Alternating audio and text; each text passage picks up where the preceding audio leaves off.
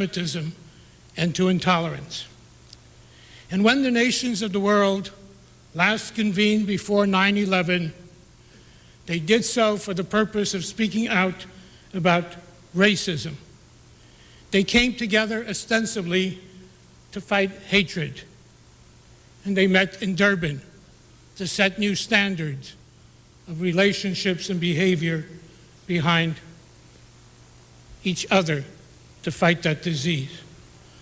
But when it became clear that Durban was not the place to fight racism, for it began to be the place to vilify Israel, unabashed, unleashed hatred against the Jewish people, Secretary Powell had the courage to say no. No to anti-Semitism, no to anti-Jewish rhetoric, and no to racism.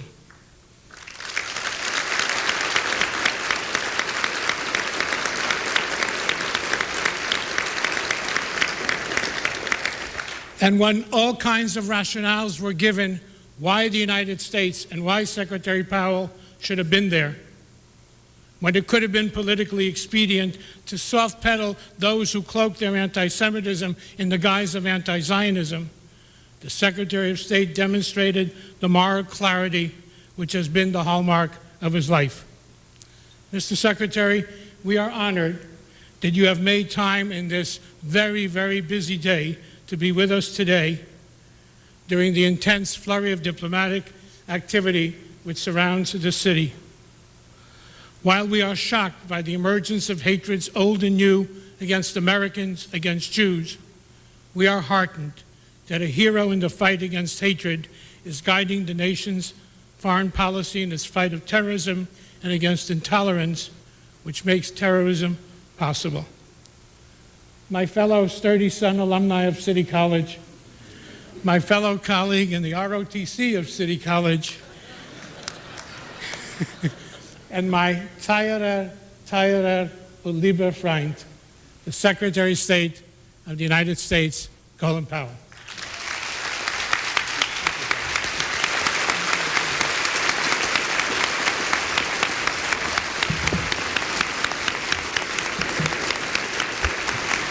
Thank you very much.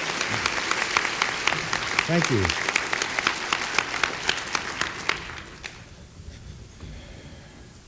Thank you very much, ladies and gentlemen, for that warm welcome. It's a great pleasure to be here, and I want to express my thanks to my fellow Mensch, Abe, for that great introduction, fellow New Yorker, fellow CCNYer and ROTC cadet.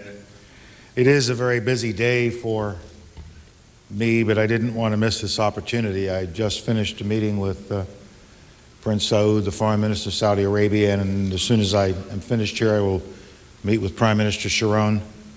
Later today, King Abdullah. I will be in my office for another meeting as we try to move the peace process forward, as we try to find a way out of the difficulties that affect us in the Middle East. I also spoke to the Council of the Americas earlier this morning, which has to do with matters in the Western Hemisphere. And we also have President Museveni of Uganda here today.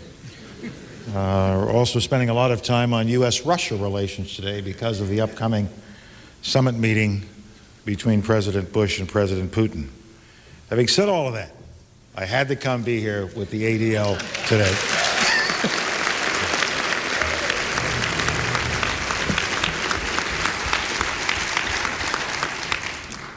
I had to come be here because I wanted to express my appreciation not only to Abe and all of those up here at the table, but to all of you for the essential work that you do every day in promoting tolerance here at home and tolerance across the globe.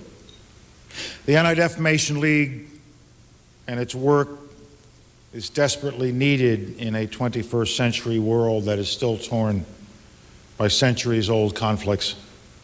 A world where all too often differences of color, culture, and creed are treated as threats rather than as assets. The attacks of September 11th were a chilling demonstration of the extremes to which hatred can take human beings. People of every conceivable belief and background were killed. Some 3,000 souls from 80 different countries. We also saw how people of every conceivable belief and background reached out to one another, went to one another's rescue, prayed together, grieved together, went through this terrible experience together. And we saw how people of every belief and background answered President Bush's call for a global coalition against terrorism. As a nation, we can be proud that in the darkest hours of our rage, in the darkest hours of our grief, President Bush and the American people chose the path of responsible action. We did not lash out indiscriminately. President Bush stood up before America and all the world, and he made it clear that the perpetrators and abettors of the attacks were our enemies, not people of any particular faith or ethnicity. The President made it clear that worldwide terrorism is our adversary, not Islam. And to your everlasting credit, the Anti-Defamation League and other opinion leaders all across America did exactly the same thing. And when isolated acts of hatred did occur against members of our Muslim community, our Muslim brothers and sisters, we swiftly and strongly condemned them. Our law enforcement went after those who committed those ugly crimes. And our communities rallied to the protection of their Muslim members. America's principled response to September 11th speaks powerfully to the fundamental decency of the American people. It testifies to the human and civic values that all of us share as Americans. It's part of our legacy, it's part of our strength, it's part of what makes us so admired in the world. And it tells me that ADL's decades of educating the public about tolerance has had a real impact on the way people think and on the way people behave in our country. It tells me that ADL's inspiring work for nearly a century has helped our society develop habits of tolerance that overwhelmingly held up, even in the most traumatic of national circumstances. I am not going to stand here in front of you today and claim that September 11th made all the Klansmen and the skinheads and the anti-Semites and other hate mongers in our country see the light. The opposite is probably true. They're still there. But we as a nation and the manner in which we responded were remarkable. And I'm glad that our young people who felt so deeply a part of the September 11th events as they unfolded heard their president and their other role models send a strong message about tolerance. That we did right and deserve to feel proud of it. There's no cause for national complacency. Instead, our success should inspire us to keep doing the hard work of tolerance. It should recommit all of us to perfecting our still imperfect democracy, to playing our part in America's still incomplete experiment in equality. And it should deepen our collective response to stand up, speak out, and act against hatred in all its forms, wherever that hatred manifests itself in the world. And that is what you in the ADL and all of us in the United States government are doing. Not only because it is the right thing to do, but because promoting tolerance is fundamental to building a democratic, prosperous, and peaceful world. So much of the misery, danger, and instability around the world today is caused or exacerbated by intolerance, whether it's in the Middle East, Southeastern Europe, or Central Africa, whether it's in Cyprus or Sri Lanka, Northern Ireland, or Indonesia. And whenever ethnic and religious hatred help to fuel a conflict, it becomes all the more virulent and intractable with respect to finding a solution. Today, globalization and the spread of political and economic freedoms have opened unprecedented opportunities to lift millions of the world's people out of poverty and put them onto the road of development. But countries consumed with ethnic or sectarian violence cannot seize these opportunities. And the only way to break the cycle of violence is to convince the parties to conflict that investing in peace and cooperating with their neighbors pays greater rewards than unending strife, to present a compelling vision of the future and to help them build a path to that future. Last week I met with United Nations Secretary General Kofi Annan, Foreign Minister Piqué of Spain, and High Representative Solana of the European Union, and Russian Foreign Minister Igor Ivanov. Our quartet, as we call ourselves, this organization of four, committed itself to working for the realization of the vision of the Middle East. Vision of the Middle East offered by President Bush on April 4th. A Middle East where two states, Israel and Palestine, live side by side in peace and security with an internationally recognized border.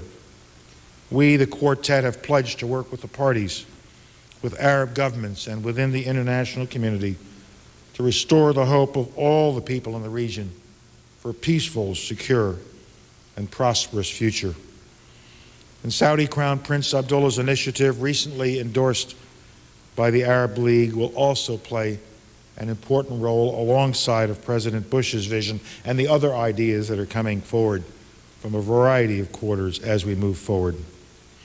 Our strategy will consist of three elements. First, a restoration of security from terror and violence for Israelis and for Palestinians as well. An end to the violence that is destroying their own dream. There can be no way forward unless the terror and the violence end once and for all.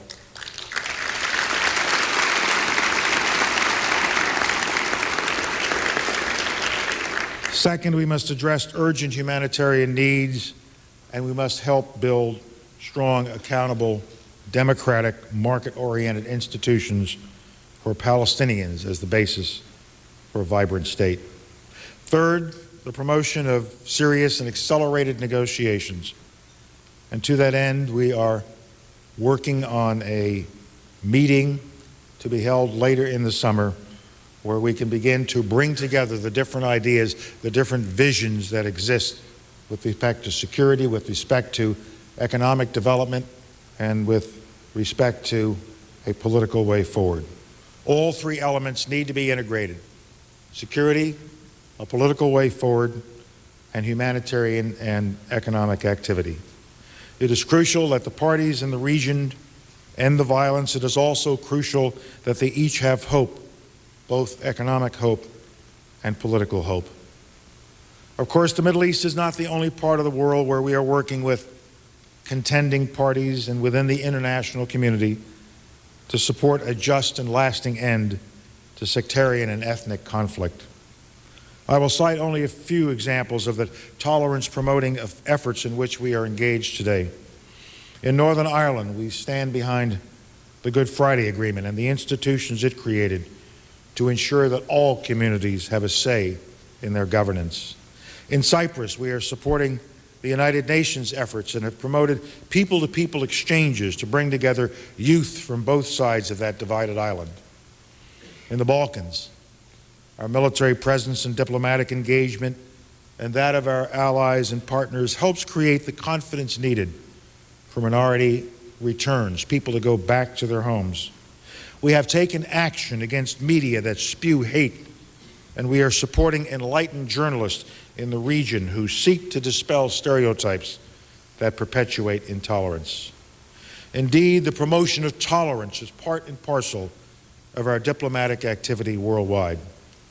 Our annual reports to Congress on human rights and religious freedom describe how well or poorly governments respect the fundamental freedoms of their people, including their treatment of citizens belonging to minorities. We do not just passively report once a year on our findings. Every day, all around the world, we work with foreign governments and their citizens to advance the development of tolerant civil societies, address inequalities, and establishment of the rule of law. And we make it very clear that America always stands up, will always stand up with the victims of hatred. Like all of you, in recent weeks we have been deeply concerned by anti-Semitic acts that have been committed in the United Kingdom, Belgium, France, Germany, and elsewhere. We have loudly and publicly condemned these crimes, as have national leaders and senior government officials throughout Europe. We applaud the government's concern for taking enforcement action and security measures, and we welcome the fact that the European Union's justice ministers issued a categorical condemnation of their own. All of these actions are important and necessary, but obviously more must be done by all of us to educate publics, especially young people. For them, the horrors of the Holocaust seem far away in time and distance. And that is why we have urged our partners in the International Task Force on Holocaust Education to work intensively not only with the 11 countries which already are members, but also with a widening circle of partner countries. We seek to develop programs to increase understanding of the Holocaust and its timelessness. This will help new generations adopt the values and behaviors that it can avert fresh tragedies. We are also working with the National Holocaust Commissions in the United States and 17 other nations to help countries confront their past and combat anti-Semitism and other forms of hatred in the future. Ladies and gentlemen, as Secretary of State, I must look at the world with clear eyes. I must listen to all points of view. I must have an open mind to all ideas. And much of what I see is troubling, from rising tensions in volatile regions to the spread of weapons of mass destruction and the tide of hate propaganda on the internet. But I see much more that is encouraging in this world. I see leaders trying to get beyond hostilities of the past in cooperation to build a different, better future, as we are now doing with Russia and China. Two countries that were enemies for so many decades, but we are now creating friendships and partnerships with these two nations. I see societies struggling to create representative institutions that truly serve all of their people. When I spoke to the Council of the Americas this morning, I was talking about a Western Hemisphere where 34 of the 35 nations are now fully democratic with democratically elected leaders. Only Castro's Cuba remains outside that club. It's quite a difference from when I was National Security Advisor some 15 years ago, and I looked at this hemisphere and we saw dictators and generals running country after country. I see science and technology helping once isolated populations broaden their horizons and embrace the promise of a diverse global marketplace. And so despite all of the problems that I have to deal with every day, when I go home at night, I reflect on a world that is still, thankfully, full of hope, full of promise. It isn't surprising for me because I look at the world through the eyes not of a Secretary of State, but through the eyes of the son of hardworking Jamaican immigrants, people who came to this country 70 years ago looking for a better life, looking for an opportunity, looking for a place to raise a family. I see it through the eyes of the son of those hardworking Jamaican immigrants who was given the opportunity to rise and to serve his country in a number of capacities. I see the world that we live in through the eyes of a black kid from Kelly Street, the Bronx, whose boyhood pals came from every ethnic background imaginable, except white Anglo-Saxon Protestant in those days. In fact, in the neighborhood I grew up in, and Abe knows so well, we thought they were the minority. I will always see the world in those terms, and I remember those growing up years in New York City as a time of war, a time of hatred. I was about 10 years old when Israel was created. It was between the end of World War II and the beginning of the Korean War. Most of my young teenage and youthful years were times of war. It was a time when intolerance in my own country said that I was never going to get very far in life because of the color of my skin or my background. I see all that changed. Those enemies are gone. Our nation has changed because there are people such as you. There are people all over this country and increasingly people all over the world who recognize that intolerance must be destroyed, that everybody must be given the right to pursue their destiny as God has given them the vision to pursue that destiny. The spirit of America, united in its diversity and so full of possibility, lived with us kids in Kelly Street and the other cities of New York and cities all around our country. And I have carried that spirit in me and with me all through my life. It is that same tolerant, embracing, hopeful spirit that animates the wonderful work of the ADL, and which our world needs now more than ever. By promoting tolerance, the Anti-Defamation League does invaluable service to the American people and to all mankind. For what they say about Torah is also true about tolerance. Its ways are ways of pleasantness, and all its paths are peace. Thank you very much.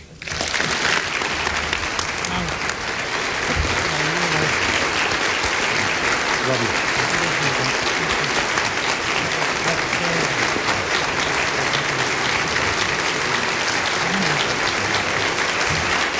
Let's go.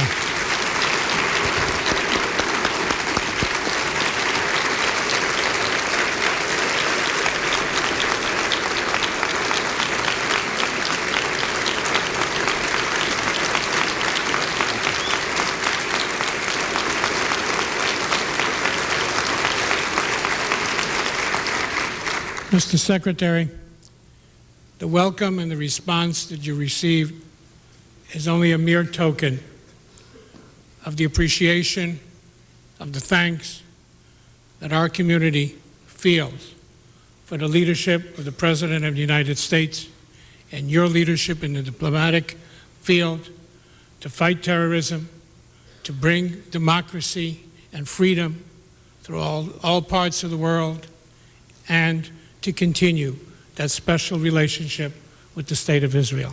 Thank you very, very much. Sei gesund und stark.